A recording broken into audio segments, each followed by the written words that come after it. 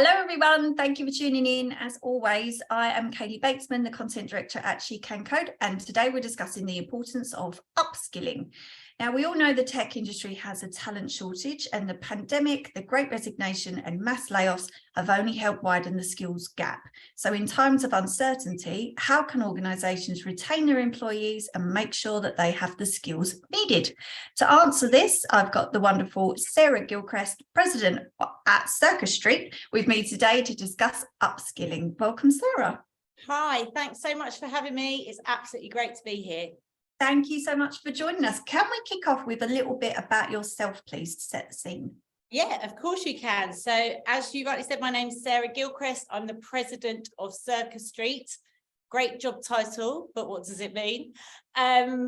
Really, my job is to manage the P&L across our business and to make sure to do that, which means hitting our revenue targets, make sure that we're delivering a profit.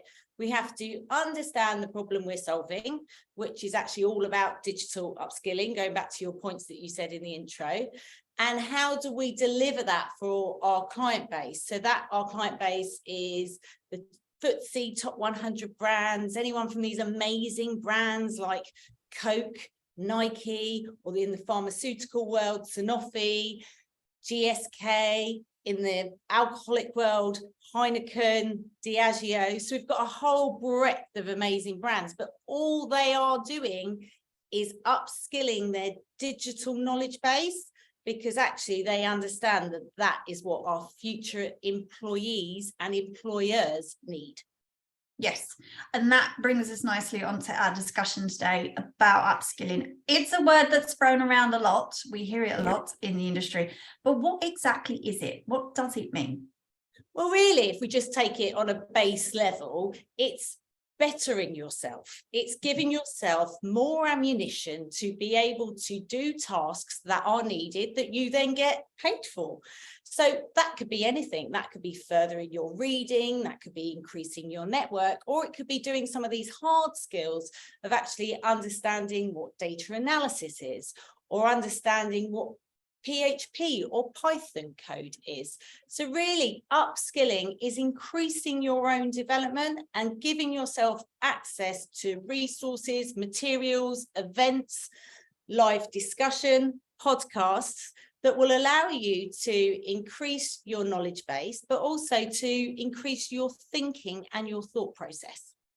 Yes, and I find from the discussions on here actually that a lot of people that work in tech, that is a thought process that they have often. They tend to be people that are continually learning. Tech is very fast paced, in particular, if you get developers, for instance, that we've had a few on here, they're always learning something new. Is that something that you've heard as well, that tends to be a trait of people in tech? All the time. I'm delighted that as president of Circus Street, I actually recruited and was in the interviews for all of our tech team. It was really important for us because it's not just about that base level, it's also about values and cultural fit. And I think that's really, really important. Those softer skills are very important when we are working in teams, be that remotely, in person, and being able to solve these really quite difficult problems.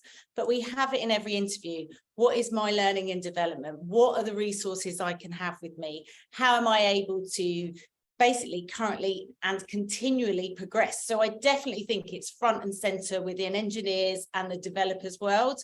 And for us, it's really, really important. And because we're part of the workforce learning group, which includes Cloud Academy and QA, we've got those resources for our teams to be able to use in safe environments within labs or live learning that they can go and use. But it's always been very apparent within our tech teams of how important that learning and development is for their continuous progression. Yes, and you made that sound like as well, that's something that candidates are asking you about the role. Instead of you looking to them thinking, are you that type of person that tries to continually learn? It seems like actually, since the pandemic as well, the things that candidates tend to ask for, I think they've changed dramatically. Significantly. I totally agree. I mean, we would have heard a bit about remote working before, but not as much now. And actually, it's really interesting about that particular question around saying, you might think remote is the answer for you, but actually, is it? Especially if you're quite introverted and you can go into yourself. Is that healthy for you to be fully like that? We at Circus Street definitely take the approach of flexibility, and then being able to bring our groups and our cultures together to be able to benefit and to understand our kind of one purpose that we've all got as one team. But going back to your original point around, actually, is that what engineers are asking? Absolutely.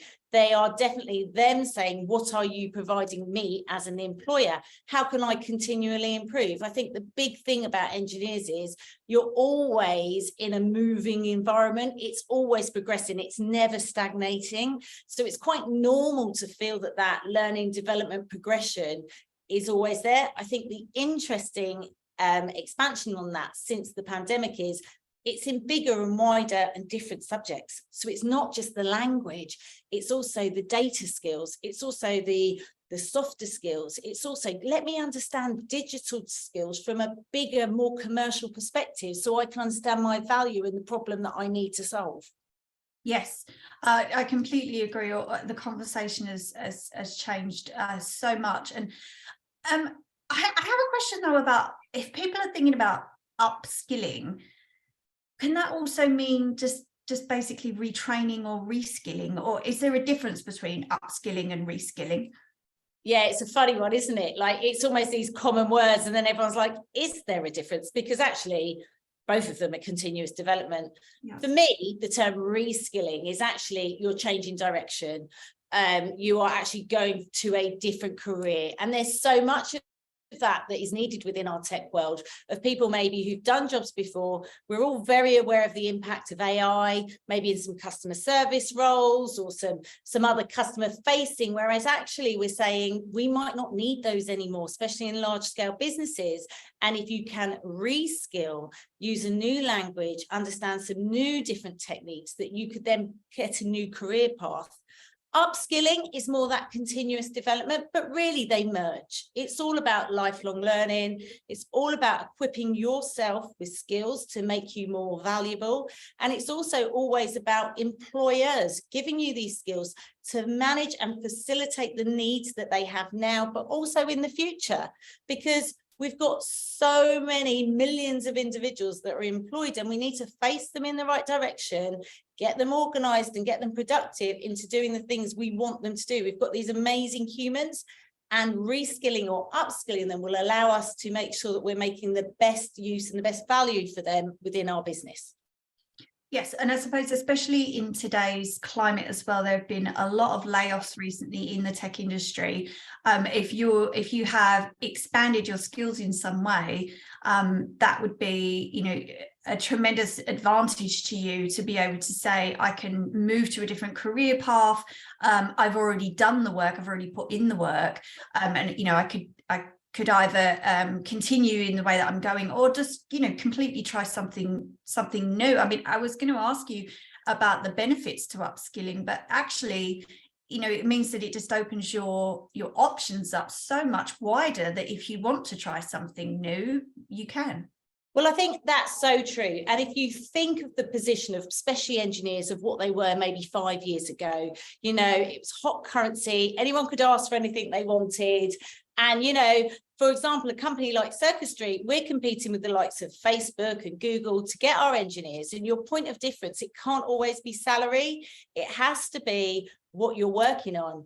And obviously, there's so many people who want a greenfield site, but actually there's quite a lot of balls of mud out there that need solving, and that we need to go, right, how do we solve this problem and understand the business benefits around it? So, that was very hot property. And I think there must have been quite a shock with so many of these tech layoffs. And from my perspective, if there is anybody who's affected and listening to that, reach out to us at Circus Street. Look at the training we can provide. We'll put my email on the end of this so we can make sure that we can help and support, because it's a really important thing that we do help and support our people, and we encourage our networks to support our people, anyone going through this. However, I think there is also a rebalance of people saying, this isn't that you're just the very rare gold that everybody wants a piece of. It's more of these skills are needed throughout industry, across the country, across the world.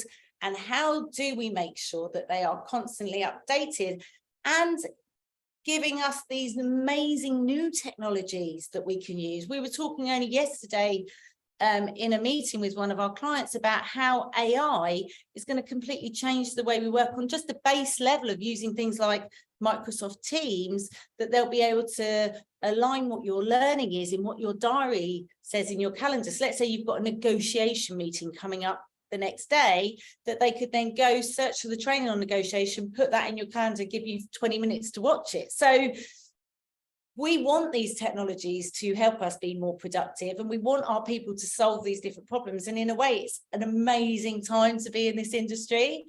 But I also think we also have to take personal responsibility for our continued learning. And actually, we should take a lot of pride in that as well, because it's a lot of effort we put in, but, you know, it's to better ourselves, which is exciting. Yes, because I wanted to ask you, you know, there's a lot of, we've spoken on here, you know, about individuals learning and making sure that they, you know, take hold of their career path. But is the onus, is it on the employer or is it on the individual? I think it's a bit of both, to be fair. Yeah, I totally agree. And it's really interesting, isn't it? It depends on what level you are and where you are. But the truth is, it has to be both. And, you know, anyone listening to this podcast, first of all, well done that you fitted a podcast into your life. You know, thank you for making the time of it. We're all squeezing things. No one's got time for anything. We've all got 101 things to do on our to-do list. The emails are going out of control. Everyone's diary is really full. So how do you squeeze in that time? But it has to be both, you know, and learning's changed. For example, at Circus Street, we do bite-sized training. So a module is half an hour. I don't think it's always possible to say I'm going on a 5-day course. Unfortunately, to go and in Mexico for me to go and learn Python. It hasn't come down to that yet. But I think it's more to do with how do you do that continuous learning? And also maybe be a bit kind to yourself. You know, you might have learned something by reading an article in the FT, which might have been something that you've not picked up before. And you've thought, I'm just going to have a look at that. And then I'm going to investigate it a bit further. You might have learned something by going to a networking event and met someone you didn't know. And you've reached out and contacted them on LinkedIn and you've got them in your feed and you're experiencing something new. You might have done it by going and doing a formal course where you've got a qualification and you're really proud of that. So it's a mixture. And the whole point is we're never going to be static. So why not help yourself take control of it and not only do the formalized stuff maybe through your employer, but also do your personal stuff that you can add and learn and grow for that continuous development. Yeah, I mean, I wanted to ask you a little bit about, you know, in terms of age or, you know, how long somebody's been in a career. And, you know, when you're young, you're just so excited about getting your first job. You're probably not thinking about upskilling. Is it, you know, we've had some ladies on here that have had career transitions and they've reskilled, but we do get questions on our live webinars about, is it too late? Is it too late in life to learn a new skill or to transition into a career? And what do you think about that? I think it's all about attitude. So my background is that I did 20 years in publishing, where I came from a sales background, and then I ran the P&L and I ran magazines and conferences and created websites. You know, if you wanted to, you could kind of label that some of it as tech, but let's be, you know, it was more commercial, much more sales. And I came to a startup when Circus Street had 20 people in it, and we had a small office on the Charing Cross Road, and now we've, you know, gone 5 times of that on our head count. We've got offices in New York, Sydney, we've had ones in Singapore, we've got global clients. And actually that's because we've had to create and drive a tech team, we've had to create the product strategy, we've had to learn. And actually these last 7 years have been amazing. And I have upskilled and reskilled as part of that journey. And that's all about attitude. I really believe it. So I don't think it's an age thing. I think it's an attitude thing. And I think whatever stage of your life you are, having humility, having empathy, And also knowing that the onus is on you. You can do this. Like, if you don't have to moan about work all day, you've got a choice. You don't have to act or react in a certain way. You have a choice. And, you know, like even the stuff about talking about, is it in the employer or the employee's job to get training? If you analyze that with the commercial aspects and go, look, if I learn X, Y, and Z, I'm going to be so much more valuable to you in the company, and then be able to present that argument. That's, again, attitude and perspective. So it's giving yourself these skills. There is no barriers. We're very good at putting our own barriers in, but we just need to be in the right path, and we need to have the right network, and we need to reach out. And that's why those things are really important. And when I say right network, I'm a real believer. You know, I was never born a network. I'm really proud that I was born in Luton in the 70s, which not many people would say in life or in your podcast. But, you know, like I was that is a first for us. You know, my mum came from India back in the 60s. My dad was a train driver. My mum was an office worker, you know, and my background is that my parents will still say, and you're lucky to have a job, Sarah, you know, and that's my kind of value base. And I do feel very lucky to have a job. And I definitely feel lucky to have a job where I'm valued. But humility and empathy are important factors to that. And also the fact that you can be really proud that you've got your strengths, but also that you've got your weaknesses, and that you're okay with that. I think those are really key issues for me, because I think sometimes we all strive to be perfect in an age of social media where you think everything's great and they've all got it all over there. It's just not true. So humility and surrounding yourself with good people is really important. Yes, I completely agree with, I love everything that you just said there. And I think as well, it's instead of getting to the end of the year and feeling like, oh, my employer didn't offer me anything, my employer didn't offer me any online courses this year, I haven't moved forward.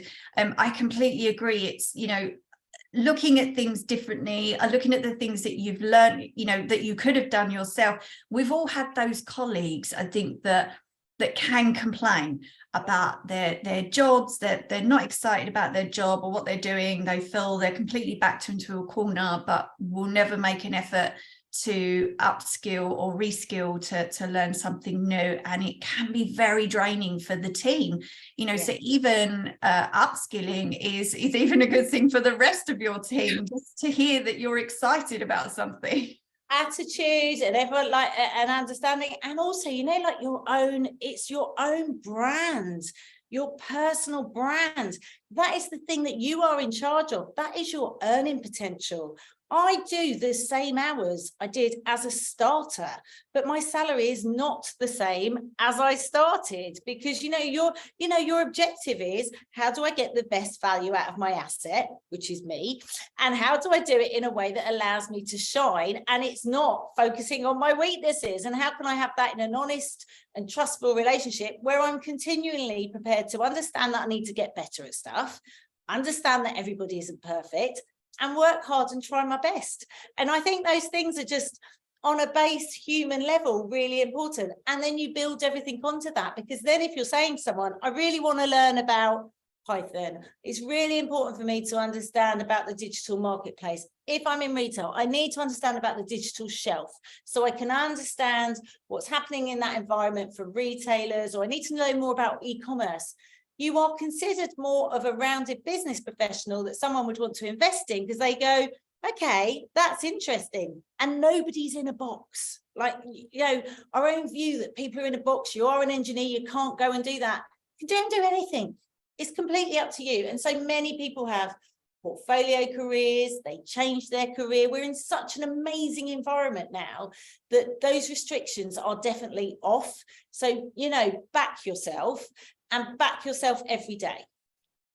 Yes, I'm a big believer as well that like attracts like in everything in your life. And if you are that person that is trying to improve yourself, I just think more opportunities open up to you naturally anyway. People tend to gravitate towards that type of energy. And it's not just on the dating side of things, it's also on the career side too. I love that. I'm a massive believer in fate. I'm a massive believer, exactly like you said, light requires light, and your energy does that. I mean, I always think, I mean, especially to say it, but when people come in first to the workplace, you know, everyone's not owing you a favor. The reason why you have a job is to be added to a team that has a task to do, create more value, do more stuff. People go, I'm so glad we've got Kaylee on our team. That's brilliant. What we need is another 10 Kayleys. Like, that's the reputation you want to create. No one's ever said that, but I don't believe it. we need Kaylee. another 10 Kayleys. Yeah, well, we need to work that out. We'll work on some branding. Yes, but yes. For me, it's that. It's like, understand it from the people who are running the business of what they want. They don't necessarily want to be in every day going, oh, what mood are they in today? Are we got a happy Sarah or a sad Sarah or a moany Sarah or a non-productive? They want consistency. They want people who care. They want people who use their brain, and they want people who are motivated. And it's interesting, especially like I said, on that progression of where tech has been, especially in the last 5 years, of people not having to consider that as much because maybe they were much more of the golden goose and had 5 or 6 opportunities to choose from. And I don't necessarily, I know there's been lots of layoffs, but I don't necessarily think those days are totally gone yet. You know, tech talent is so needed in this country, globally. It fuels so much that we do. But tech talent who's got a commercial lens, who's got great soft skills, who understands about people, who cares about the project they're working on, not just from a what's my purpose, but what does the product want and what's the commercial features around it and how do we make this better? They're the people you really want on your team. Yes, yeah, absolutely. They're the person that you're looking for on those shortlists as well. And there should be a lot floating around at the moment. There should be a lot of talent at the minute that is out there up for grabs. So in terms of sponsorship of training, should I get my company to sponsor my upskilling or pay for my learning, or is that something I really shouldn't ask for? No, I think you should always have the conversation, and that goes back to being understanding that you're an asset to the business, and what will that training deliver. So, and I think that's a really important thing, especially for women, about having confidence to have these conversations, to know their own value, to be prepared to go and have a negotiation, to be able to prepare to go and write out what the difference is, and realize that it doesn't have to be emotive or that they're desperate and no one's helping them, that they can go and talk about that and go, look, I've been looking at this stuff. Again, there might be the answer of them, people saying to them, actually, we're a self-funded organisation, we just can't prioritise that at the minute. And then you can go, that's okay, because I'm going to do 1, 2, 3 and 4 to go and learn about this subject. We've got so many resources, we've got this amazing thing called the internet, which worryingly wasn't about when I started, but let's not talk about that too much. And you know, like, we've got these amazing things that we can go and learn. There's podcasts, you know, and many, not always great quality, let's mention that, unlike this one. But you know, thank you. Yeah, you see. But I think you can go and help yourself and show that it's something you're genuinely interested in and can deliver value. And if someone sees that and they go, that's interesting, maybe we should do that, actually, maybe we should invest there. Because in a business, all of your investment decisions, and what I mean by investment decisions is paying people's salary, increasing their salary, what facilities you put for them, what benefits you give for them, what training you send them on, it's all a priority. And you make some up higher and you put some down lower. So if you can put a commercial value on it, so we have global groups of thousands, hundreds of thousands of people going through our programs at Circus Street, because business-wise, it makes sense to increase the base and raise the floor of digital knowledge across the entire enterprise business. So at Circus Street, we have learners across logistics, sales, commercial, tech, operations, leadership, because they all need to understand digital as a common language. And once they understand what that language is, they'll be able to trade in it. So it's important, and a big part of our role at Circus Street is talking to these businesses, is them understanding the commercial value and how that will put their entire global workforces ready and be able to use the tools that are already in place from the tech teams, and they'll be able to use the systems and also maximize the environment. So my point around that is, if you understand that this is a commercial decisions and businesses are there to make the most of their assets and make money. Yes, I think especially on the commercial side as well, I think sometimes managers might have in their mind what they need you to do, or what they need their team to do, and what direction they need you to move in. Have you found though that, you know, a manager really needs to listen? If they step forward and say, I'd like to help you in some way and send you on a training course, I suppose they really have to be quite empathetic towards that person. I was sent on a course when I was young, and it was for public speaking, and I was not ready for public speaking. And my manager knew I didn't want to do it. And so he sent someone else with me. So I didn't do a runner at lunch because they paid for the course. And I just was not ready for it. I was far too young, and I just wasn't confident enough. And as I was so grateful that they had considered me, but they were trying to upskill me in a way that perhaps I just wasn't ready. I suppose it's just listening, isn't it, to your team, not always going with the commercial side, but making sure that they don't make that the right asset in the right place, the right individual in the right place. And you know, we're also human, and that's what's brilliant about us, because we'll solve problems differently. That's why having a diverse team, it's so important. Having women, men, different backgrounds, different cultures, it's so important, because we look at things and we've experienced things and we have knowledge of things differently. So having that amazing melting pot of different views and experiences and life stages allows us to go, right, okay, what are the gaps and where we need to do it? But again, like you said, someone was investing in you and wanted you to have the faith. And it is sometimes a leap of faith, isn't it? When we're doing trading, we're a bit like, wait a minute, is that a weakness? Is someone calling it out? And we've always got to see any training, any investment in ourselves as a positive. I think your experience, Kaylee, that's again about speaking up, being honest about something. It's great that your manager said that. But yeah, you're totally right. It's a two-way conversation. You know, we know very much at Circus Street, you shouldn't make training mandatory. You know, it's not, okay, you have to do it, or if it's like, you've got to be able to sell it in. It's got to be positive, and you've got to allow the time for people to do it. So it's not additionally to all of their job. They've got to have time to take it in, learn, upskill, because you've got to understand what the benefits are to the business. And these are really important things. We need to upskill our people. We need to reskill our people. We don't have enough people to do the jobs of the future. So this is a priority now.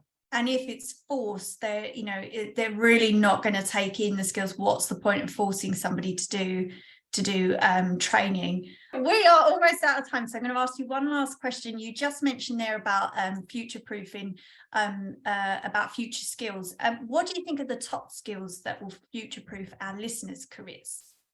Well, I think data is massive at the minute. Everyone's realizing that data, and actually the insights from data, is what we need today. But being able to extract big data, being able to understand it, and be able to make data-based decisions.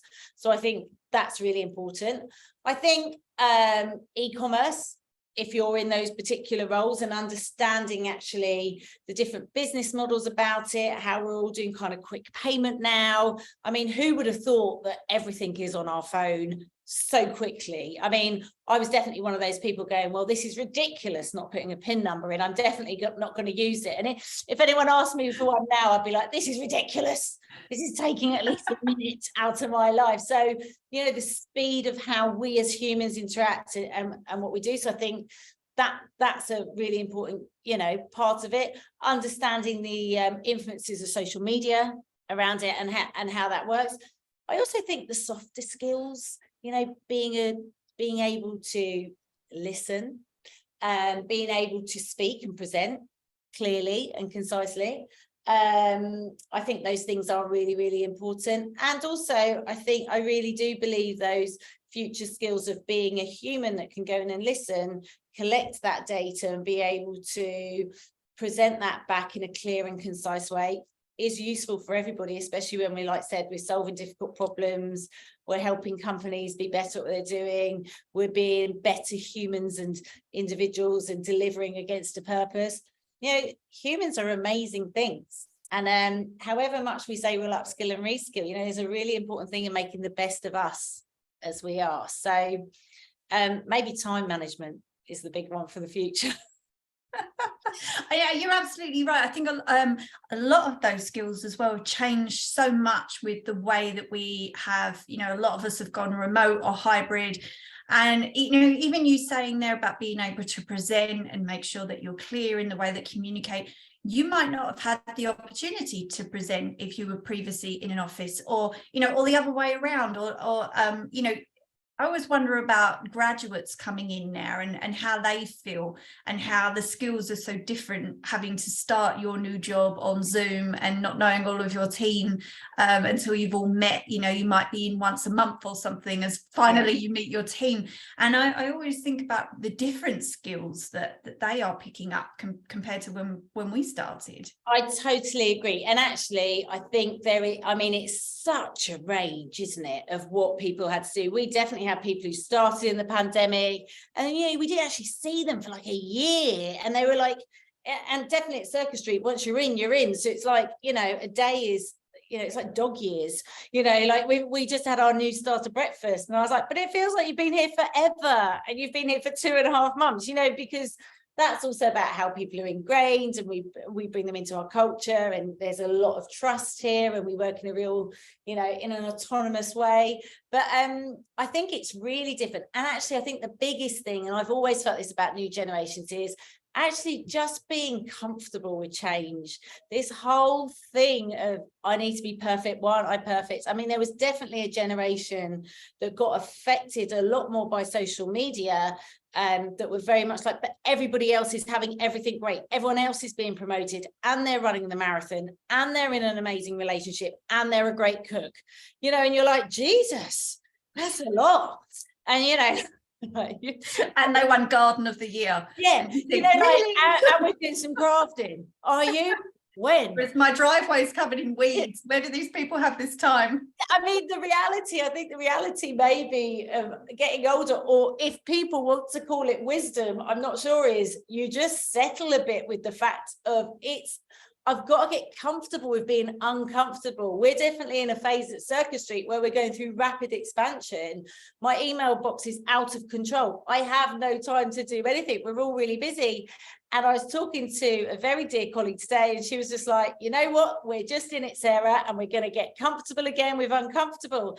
And, you know, just saying it out loud and talking about it. And I'm like, I'm not a person who feels uncomfortable with 156 unread emails. I don't like that, but I need to prioritize other things. I need to get, you know, other ways of working, and that will come down. So I think having human interaction is really important to remember. We're all not superheroes, and we shouldn't be.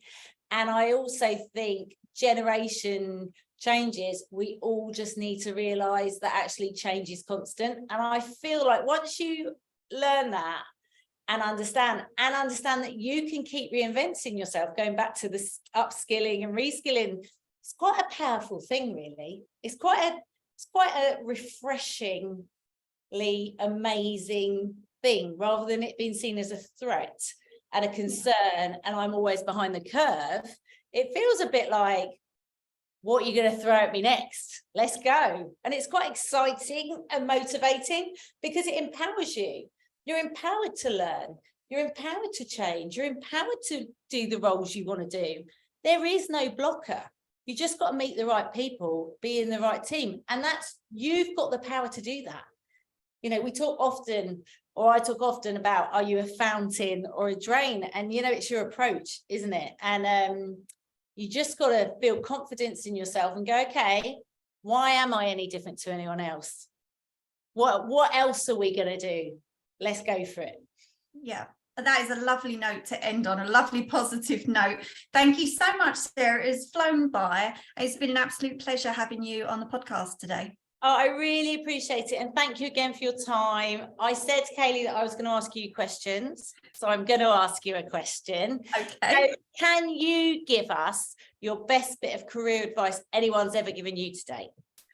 Oh, my best bit of career advice. I had some great advice when I first started about not being afraid to say no. I think speaking earlier about, I had a wonderful manager who did push me into areas that perhaps I felt I wasn't ready for. At that point, I was feeling like it was okay to say no. I have to, like you said, about just feeling comfortable with yourself. I perhaps didn't feel at that point in my career, I was very young, that I had anything to say, let alone say it in front of lots of people.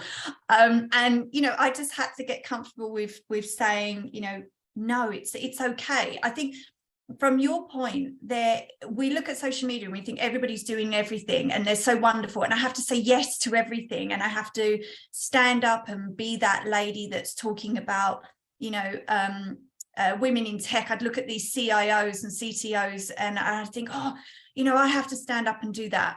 And I always found that I couldn't, because I wasn't a CIO and a CTO in a big corporate company. So why am I trying to be somebody that I'm not? And I think once I was told it's okay to sometimes say no and to be yourself, I think that was some of the best career advice that I had heard, because it just made me feel a bit more, it's okay to be me and to find my own story instead of trying to be somebody else. Do you know what? That is the best end to this podcast, because it is brilliant to be you, and that's what you've got.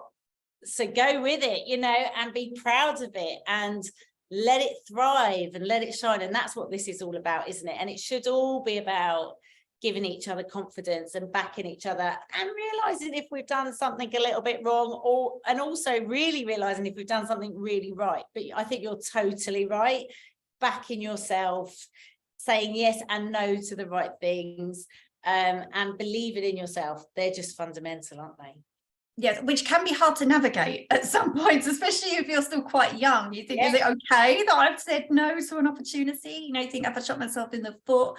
But yeah, it's a learning curve. But yeah, at least we're in an industry that allows you to be flexible and to try new things. And I think on that point also, you know, we're here and we've got decades of experience behind us, and we still don't have the answers. And I think that's really, really important. You know, there's things where I'm like, oh my God, how am I going to handle this? I'm recording a podcast today. What have I revised? You know, what do I know? And you've got to just sometimes have faith in yourself and have faith with the people you work with, Kaylee, and realize that people are doing it and want to get the best out of you, want to help you. So I think there's lessons in that everyone doesn't have everything down.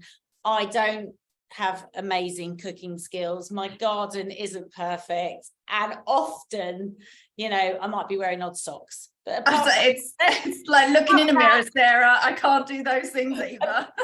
Apart from that, literally, life is perfect. Oh, well, thank you so much, Sarah. And to everybody listening, as always, thank you so much for joining us, and we hope to see you again next time.